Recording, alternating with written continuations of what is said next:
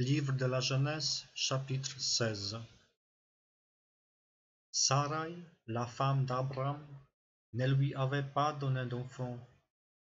Elle avait une servante égyptienne nommée Agar. Et elle dit à Abram, « Écoute-moi, le Seigneur ne m'a pas permis d'avoir un enfant. Va donc vers ma servante. Grâce à elle, peut-être aurai-je un fils. » Abram écouta Sarai. Et donc, 10 ans après qu'Abram se fut établi au pays de Canaan, Sarai, femme d'Abram, prit Agar l'Égyptienne, sa servante, et la donna pour femme à son mari Abram. Celui-ci alla vers Agar, et elle devint enceinte.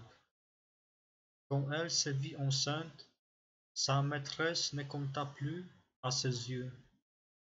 Sarai dit à Abram, « Que la violence qui m'est faite retombe sur toi. C'est moi qui ai mis ma servante dans tes bras, et depuis qu'elle s'est vue enceinte, je ne compte plus à ses yeux. Que le Seigneur soit juge entre moi et toi. » Abram lui répondit, « Ta servante est entre tes mains. Fais-lui ce que bon te semble. » Sarai humilia Agar, et celle-ci prit la fuite. L'ange du Seigneur la trouva dans le désert, près d'une source, celle qui est sur la route de Shur. L'ange lui dit, « Agar, servante de Sarai, d'où viens-tu et où vas-tu » Elle répondit, « J'ai fui ma maîtresse Sarai. » L'ange du Seigneur lui dit, « Retourne chez ta maîtresse et humilie-toi sous sa main. » L'ange du Seigneur lui dit, « Je te donnerai une descendance tellement nombreuse qu'il sera impossible de la compter. »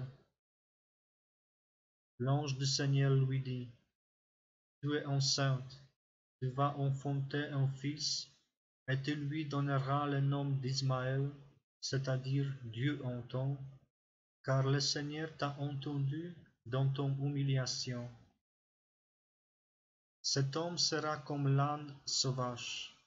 Sa main se dressera contre tous, et la main de tous contre lui.